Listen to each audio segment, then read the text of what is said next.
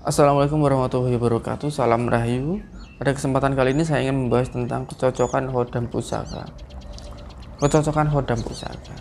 Hodam pusaka itu bisa terbilang unik. Ya, semakin besar energi hodam dari pusaka tersebut, tentu saja hodam itu akan memiliki kesadarannya sendiri-sendiri, kecerdasannya sendiri. Jadi dia dapat mengontrol dirinya dari tekanan si pemilik. Loh, kok gitu mas? Gini, contoh, kita kasih contoh.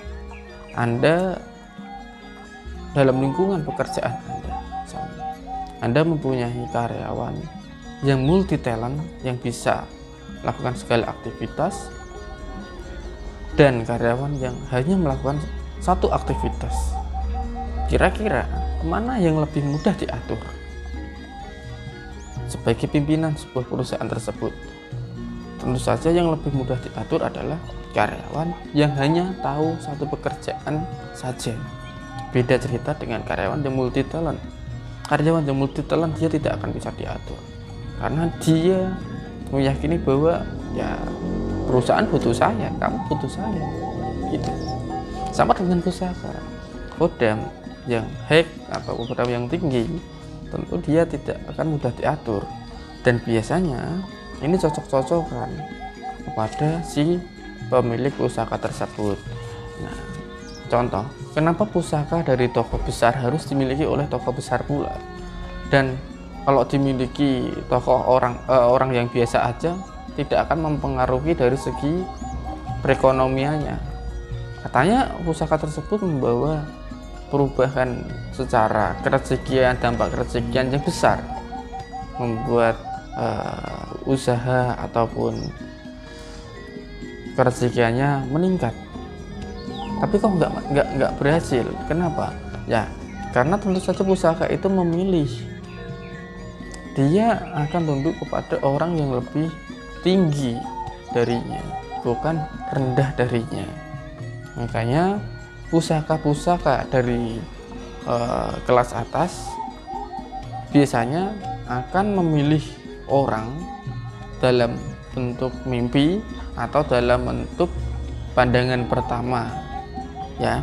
Jadi misalnya saya nggak tahu ini, saya punya beberapa koleksi keris dari dusun dan beberapa dari kalangan atas. Saya nggak tahu dulunya pusaka itu dari kalangan atas, ya.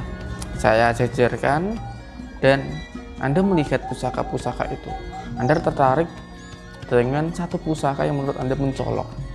Nah, bisa saja pusaka itu tadi yang memilih Anda, yang kayak merasa menarik diri Anda.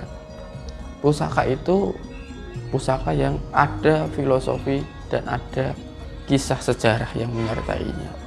Nah, itu nanti bisa Anda tayuh. Pusaka ini dulunya dimiliki siapa sih? Pusaka ini itu karakternya kayak gimana sih? Itu nanti bisa diketahui. Jadi kecocokan pusaka, kecocokan hodam pusaka, perlu saya ingatkan, semakin tinggi energi hodam pusaka, maka semakin besar pula kesadarannya. Tentu dia dapat memilih siapa yang cocok dengannya, ya. Contoh ini, contoh lagi. Ini dari video-video yang saya tampilkan, saya bawa-bawa pusaka ini.